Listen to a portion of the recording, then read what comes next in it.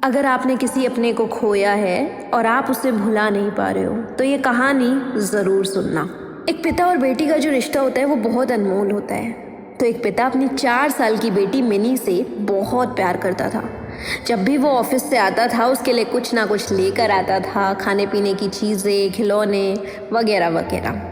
बेटी भी अपने पापा से बहुत प्यार करती थी। जब भी वो लौट कर आते थे उन्हें जाकर हक कर लेती थी, अपनी तोतली सी आवाज़ में पापा पापा कहकर पुकारा करती थी। दिन बहुत अच्छे चल रहे थे। अचानक से एक दिन मिनी को बहुत तेज़ बुखार आया। सभी घबरा गए। वो दौड़े भागे डॉक्टर के पास गए, पर वहाँ ले जाते मिनी की मृत्यु हो गई। अब मिनी के पापा पर तो मानो पहाड़ ही टूट पड़ा।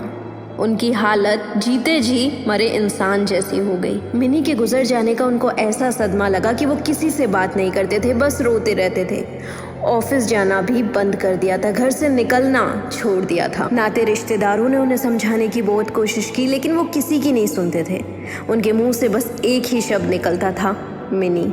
एक दिन ऐसे ही मिनी के बारे में सोचते सोचते उनकी आंख लग गई और उन्हें एक सपना आया। उन्होंने देखा कि स्वर्ग में बहुत सारी बच्चियां परी बनकर घूम रही हैं। सभी सफेद कपड़े पहने हुए हैं और हाथ में मोमबत्ती लेकर चल रही हैं। तभी उन्हें मिनी दिखाई दी। उसे देखते ही पिता बोले, मिनी मेरी प्यारी बेटी, सभी परियों की मोमबत्ती जल रही है पर तुम्हारी बुझी क्यों है?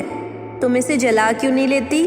तब मिनी बोली कि पापा, मैं तो बार बार मोमबत्ती जलाती हूँ, पर आप इतना रोते हो कि आपके आंसुओं से मेरी मोमबत्ती बुझ जाती है। ये सुनते ही पिता की नींद टूट गई। उन्हें अपनी गलती का एहसास हो गया। वो समझ गए कि इस तरह दुखी रहने से उनकी बेटी भी खुश नहीं रह सकती।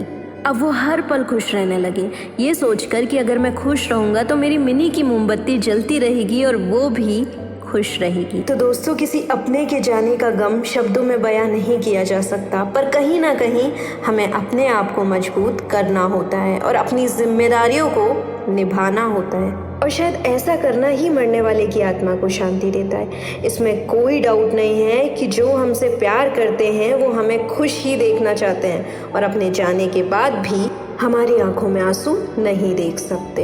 इस कहानी का उद्देश्य किसी को रुलाना नहीं था। इस कहानी का उद्देश्य बस जीवन की एक बहुत ही ज़रूरी सीख देना था। इसीलिए हमेशा मुस्कुराते रहिए, खुश रहिए और अगर कहानी अच्छी लगी हो तो लाइक, कमेंट, सब्सक्राइब ज़रूर कर दीजिए।